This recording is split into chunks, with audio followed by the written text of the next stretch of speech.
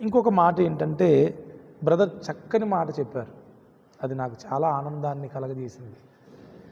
గద్దించిన నాతాను పేరు దావీదు తన కుమారునికి పెట్టుకోవడం అనేది అసలు మామూలు విషయం కాదు. అయ్యా మరి మీకు ఎక్కడ దొరికిందో ఎక్కడ సంపాదించారో కానీ ఇట్స్ అమేజింగ్, ఎక్సలెంట్ అనమాట.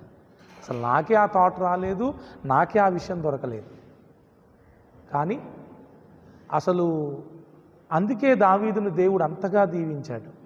ఒక మాట మాత్రం గుర్తుపెట్టుకోండి, నీతిమంతులు మిమ్మల్ని తిట్టుట కొట్టుట అది మీకు తైలాభిషేకం. ఎవరు? పరిశుద్ధులు నీతిమంతులు అభిషక్తులు మిమ్మల్ని తిట్టడం కొట్టడం గద్దించడం అది ఎంత దీవెనో అది లోబడిన వారికి తెలిసిద్ది. ఎదిరించిన వారు పశుప్రాయులంట. గద్దింపును నిర్లక్ష్యము చేసేవారు తృణీకరించేవారు పశుప్రాయులను బైబిల్లో ఉంది.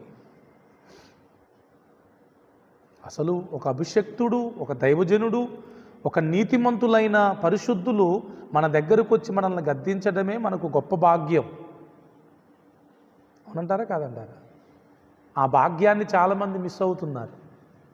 నాకు ఎవ్వరేం చెప్పినా చాలా స్మైలింగ్ ఫేస్తో అన్నీ రిసీవ్ చేసుకుంటా. అది నిజంగా మంచిదైతే ఖచ్చితంగా ఫాలో అవుతాను. ఒకవేళ కావాలనే కొంతమంది సెటైర్లు వేస్తూ ఉంటారు, వాటిని కూడా నేను హ్యాపీగానే రిసీవ్ చేసుకుంటా. అది కూడా దీవెనే. Praise the lord. కాబట్టి గద్దింపు అనేది ముఖ్యంగా అభిషక్తులు పరిశుద్ధులు నీతిమంతులు గద్దించినప్పుడు దాన్ని మనం కనుక రిసీవ్ చేసుకుంటే ఆ ఆశీర్వాదాన్ని కొలవడానికి కూడా కొలత సరిపోదు. హల్లెలూయా.